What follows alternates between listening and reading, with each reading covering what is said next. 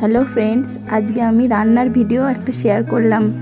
শুধু যে রিলস করি তা কিন্তু এমন নয়, বাড়িতে রান্না বান্না থেকে শুরু করে সমস্ত রকমেরই কাজকর্ম করতে হয়। তো আজকে এই রান্নার ভিডিওটাই শেয়ার করলাম। তো রান্নার ভিডিও বলতে গেলে শুক্তো তো সবাই বাড়িতে খুবই সুন্দর বানান। আমি যেভাবে শুক্তো তৈরি করি সেটা আপনাদের সঙ্গে শেয়ার করলাম। আশা করি ভিডিওটা দেখবেন সবাই। সমস্ত রকম সবজি, করলা, পেঁপে, কলা ডাঁটা, আলু, বেগুন সব কেটে নিয়েছি আর করলাটাকে একটু নুন মাখিয়ে রেখে দিয়েছি। এরপর যে মশলাগুলো নিয়েছি, রাঁধুনি, সর্ষে, মৌরি, জিরে, আদা আর একটা শুকনো লঙ্কা ভালো করে ধুয়ে নিয়ে একটা বেটে পেস্ট তৈরি করে নিয়েছি। এটাকে ভালো করে রেখে দিয়েছি। এবারে তৈরি করব শুক্তোটা তৈরি করার জন্য প্রথমে বড়িটাকে ভালো করে তেল দিয়ে ভেজে নিয়েছি। বড়িটা ভেজে নেওয়ার পরে তারপরে করলাটাকে ভেজে নিয়েছি। করলাটাকেও ভেজে নেওয়ার পরে এরপরে দিয়ে দিয়েছি কড়াইতে আরেকটু তেল, তাতে দিয়েছি আলু আর পেঁপেটা ভেজে নেওয়ার পরে তাতে দিয়ে দিয়েছি কলা, ডাঁটা আর বেগুন।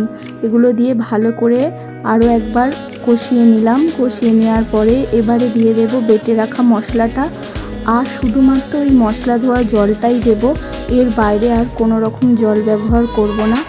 এরপরে একটি পাত্রে আমি করে নেব গরম জলটা ভালো করে নেওয়ার পরে তাতে গুঁড়ো আমুলের দুধ দিয়ে ভালো করে গুলিয়ে নেওয়ার পরে এই এক বাটি পুরো জলটা আমি ওই শুক্তোর মধ্যে দিয়ে দেবো আর পরিমাণ মতো নুন চিনিও দিয়ে দেব।